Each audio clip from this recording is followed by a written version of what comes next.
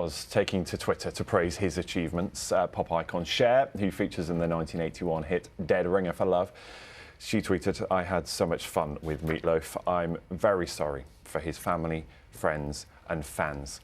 Welsh rock legend Bonnie Tyler said he was a larger-than-life character with a voice and a stage presence to match, and is one of the rare people who truly was a one-off talent and personality.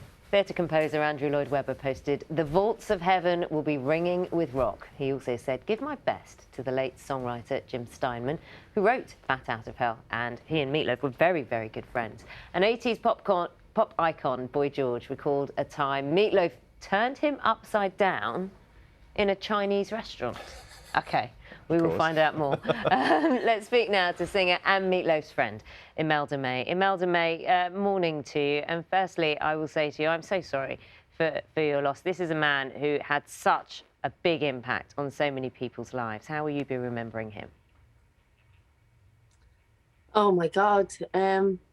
He was a larger-than-life character, and he was everything that you'd hope he'd be, you know? I said this to a few people, that the world feels a little bit duller without him. He was wild and fun and brilliant and passionate about everything that he was talking about. You know, he'd be fully engaged in everything, and he was a joker as well. He really joked so much that, yeah, it's sad, you know. It is sad. It is sad, and he's obviously such a big presence. And we were reading out some of the tributes being paid, and Boy George saying you turned him upside down in a Chinese restaurant, and you know we've heard so many stories of mischief. Do you want to indulge us with some of your memories? Oh God, where do I start? He asked me to sing with him. I met him through Jeff Beck, actually. So I want to thank Jeff Beck for that. Jeff introduced me to him probably about 15 years ago or something. And then Meat asked me to sing with him. And his assistant gave me a phone number and said, you won't know where, when, why, for what. But if he says he wants to work with you, you'll get a call. And maybe a couple of years later, I got a call. And I ended up anyway singing with him and recording with him. And then we became pals. But early on, he asked me to open for him in Wembley. And then he said, come and join me and sing a song with me. And then he said to me, on the last one, he said, do you fancy throwing some T-shirts out to the audience? I said, sure. He said, you said yes, you know? You said yes, kind of thing. I didn't know what he meant. Anyway, the next night, at the end of the show, we sang a couple of songs, the place up mad, and then somebody called me over to the side of the stage. And then they strapped on this giant, let's call it a hot dog. A hot dog? Kind of. Okay. Strapped on this hot dog onto me with a motorized thing. And then the T-shirts were in it, and I had to shoot them out to the audience. And Meatloaf looked over at me and went, you said yes.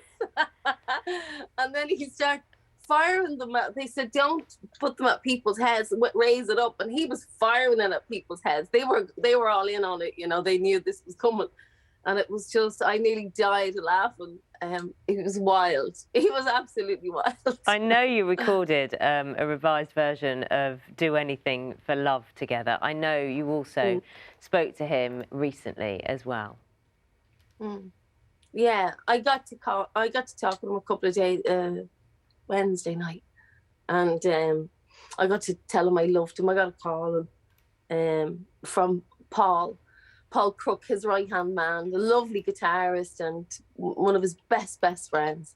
And I'd worked with Paul as well, and I got to make him laugh. I heard his laugh. I heard him laughing, and I got to tell him I loved him and to thank him so much. I loved the bones of that man. I really did, and I'll miss him greatly. Every time I'd go to LA, we'd meet up and maybe drink too much tequila and talk nonsense till the sun came up, you know. And I'll really miss him. He's such a big character and so talented. I mean, so extraordinarily talented in his acting and his operatic singing. And I saw him give really all to his audience. When sometimes he wasn't well, it would not stop him, and he would give everything on every gig. He loved his audience, he loved his fans, and they loved him. It was such a beautiful love affair to watch each night. You know, he was so supportive as well. You know, he was lovely. He'd sneak into me gigs when no one was watching, and come and wave and cheer by the side of the stage, and nobody'd know he was there. He was just so lovely. Oh, it sounds. I'll say again. I'm so sorry you've lost your friend. He was a great pal. Yeah. The energy he had. I mean, he just didn't stop working, did he? I mean, he was working on projects all the time. He was constantly. His brain he'd be flying. You know, his brain was fast. He'd be constantly wanting to do this and that, and then he said to me, "I'm not a singer. I'm not a musician." I was going, "What?"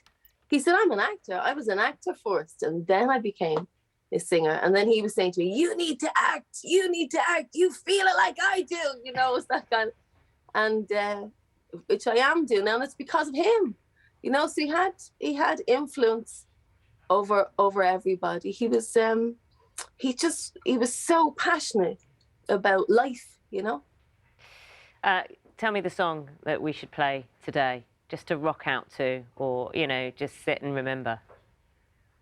Oh, it has to be Bad Out of Hell. Of course. It has to be Bad Out of Hell. Of course. And play you have it loud. to put the volume up. Absolutely. Crank it up. Imelda, thank you so much for talking to us. Thank you, wish Maggie. you well. Take care. Thanks a lot.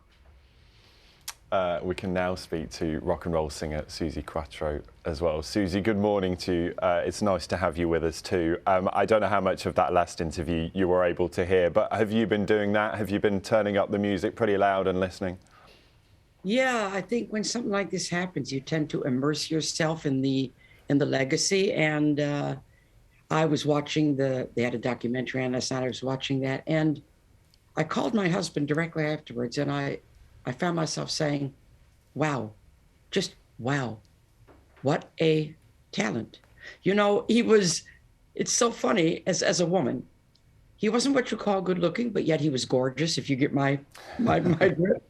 You know what I mean? He had something about him. He had a charisma. He brought theater to the stage. He was what I call a rock and roll entertainer. I actually had a lot of dialogue with my promoter in Australia for the past 35 years, who also did Meatloaf, and they were very good friends. And I asked him if he could tell me a little bit of stuff about him that maybe people don't know. And I want to read you what he wrote because it's beautiful. He said, he gave the world's best hugs, and he delegated me to number 2, which I don't like. He loved golf. He loved baseball. He loved pizza. He considered himself an actor first, musician second. That's interesting. He loved movie acting, 60 movies. He was recording a new album scheduled for January 5th. The sessions didn't happen.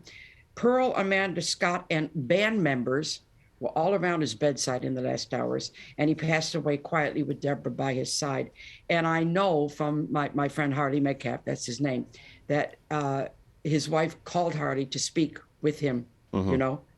And Harley, who was just recovering from COVID, didn't wake up in enough time, and he didn't get to speak to him. So he wanted to say a few words, you know, but wow. I mean, what a legacy. And you know, he was a nice man.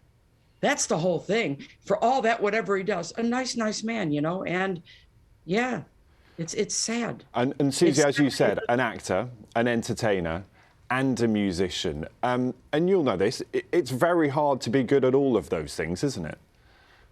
It is. And I kind of have an affinity with Meatloaf because, and again, my promoters always told me this, I am a rock and roll entertainer myself. I've also done film and West End and this and that. So I know the area he's coming from. You know, it's bringing the rock and roll to the stage in all its glory, but being an entertainer with it, not just putting your head down and going mad. It's being an entertainer. And he he really managed to do that. He entertained. And if you do that, you're winning. You're winning on every count. And there is a certain sadness at times like this. Of course, the passing of a great talent. But it's often at times like this that we look back and we get a real sense of how much they achieved, what they contributed. It reminds us of all of these amazing stories and the things that, you know, we as the public may not normally get to hear. How will you remember him? What legacy does he leave? For me, I will remember him doing those fabulous songs with all their power and grit and rock and roll and seeing this little boy's face, because he has a little boy's face. Even when he's snarling, I saw his eyes, saw his vulnerability, which I found to be the most endearing thing about him. What a great guy. What a great guy. Sadly missed. Sadly missed. Oh, gone too soon. Again, how many are we losing? You know, my God almighty. Well, quite. And it is also times like this we talk about whether there will ever be another. You know, will there ever be another great artist like Meatloaf? Someone who achieved what he achieved? Well, I hope, and I say this speaking personally too, I hope there's never another me. And anybody who's in that public eye hopes that there are one-offs. So I think whatever he was, whoever he was, whatever he did, no, there won't be anybody to replace him. You know, I just immediately thought about Jimi Hendrix. There's been millions of great guitar players, but nobody like him. Nobody like Meatloaf. One-offs. And for that one thing alone, being a one-off, you can be very, very proud that nobody can be you. Nobody else can fill your shoes. Quite. I wonder what size shoe he took. We're just speaking to Gene Simmons earlier, and he was telling us quite about the boots. So that's a whole other story. Susie, so lovely to have you with us this morning. Thank you. And I know your latest tour continues as well. So thanks very much. I got to mention my big gig coming up, because otherwise I will be shot. And then you'll be doing another memorial service. I got my big gig coming up, which I've been looking forward to for 2 years now. Because of the restrictions. I'm playing the Royal Albert Hall on April 20th, and I am so looking forward to it. And I will have a thought for him while I'm up there. Oh, bless. Good luck. I had to mention. Enjoy it. I will. Susie, thank you. Nice to see you. My pleasure. Thank you. To Meatloaf, Kiss frontman Gene Simmons tells us about his fondest memories of his rock star friend. He was a kind soul, and the saddest part of all is the world has lost a kind man. And if you asked him, hey, what do you want us to call you, Meatloaf? He'd say, no, just call me Meat. We were at an awards show, and I had to dress up, you know, with the big hair and the makeup and the dragon boots and everything. And so in my Kiss persona, at the time I was going out with somebody else, and we both stood and took photos with Meat, and the cameras were going crazy, and of course he was joking the whole time, and he, above everybody else, noticed that unfortunately my crew packed 2 left foot dragon boots. I have these 7-8 inch platform heels with dragon faces on them, and they packed the wrong kind, so I'm twisted with my right foot facing to the left, and he goes, hey, buddy, what's going on down there? And of course, the entire media took their cameras and started taking photos of that. And, you know, that's me, sort of not polished, not trying to pose for anybody, just a good-hearted, funny guy. I understand he was quite mischievous, actually. Did you see that side of him? Oh, yeah. I was the butt of 1 or 2 of his one-liners, of course. What's with the makeup, buddy? Well, I make a living. Yeah, it was like that. You know, when you spoke to him about his music, why do you think his music cut through so much? Because I was listening to some reviews of his music before, and it was so. I have this phrase here, in your face. You know, unapologetic, in your face, kind of loud. Here I am, and it cut through. In the same way that coins have 2 different sides, there was Meatloaf, the onstage persona, and underneath that was Jim Steinman, who wrote all those songs. And Jim was much more operatic in nature. They were, beginnings, prologues, story. stories about the dashboard lights. You can almost see the cinematic version. In fact, I was having dinner years after Meat had become, a big star. And Jim Steinman never, unfortunately, got his claim to fame because he wrote all those songs. And over at the other table was Brian De Palma, the famous American director, and he and Jim Steinman were talking about putting on a musical Phantom of the Opera before the one that you're aware of. I mean, this was late 70s, early 80s. So I was there at the moment. But again, the sadness of all this is not so much about celebrity as far as I'm concerned, because I knew the person.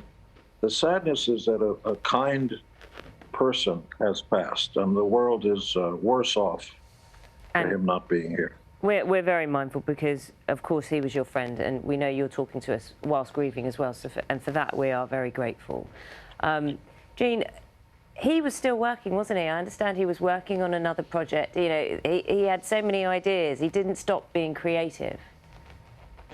He was working all the way until the end. The saddest part of all, and I wasn't there to hear all the specifics, is that it's been reported that Meat was anti-vax and had problems with wearing the mask. I hope to God that his passing wasn't due directly because of being unvaccinated or not wearing the mask. That would be the saddest part of all of it. Because, it's difficult enough to lead a healthy life, especially for your loved ones and your fans. But the stupidity of this pandemic is that it affects everybody, no matter what your political beliefs. And I hope to God, Meat, the facts are coming out. I hope to God Meat didn't pass because of COVID. It appears some news sources are reporting that he had. Yes, some are, and of course, as yet, we don't have any confirmation about any of that. I want to talk about the picture that you posted yesterday on your social media. It's a picture of you and Meatloaf and Cher. Talk us through what was happening when that picture was taken. Well, that was the story. I was seeing her at the time, and the road crew packed the two wrong dragon boots, and I'm actually wearing two left feet. And right before or after the photos, when he starts pointing down, and of course all the cameras went down to see what he's talking about. Yeah, that was the moment. And of course, I became his personal piñata at that point. And Cher's just on the side laughing her head off, and that was a fun moment. Jean, how are you going to remember him? It's been a day now. You've heard, 24 hours on since we were told the news that he's passed. How will you be remembering? When you kind of sit down and take a moment. I remember him, and it's too soon. Time heals all wounds, they say, but also the impact and the sadness of it is going to be coming up when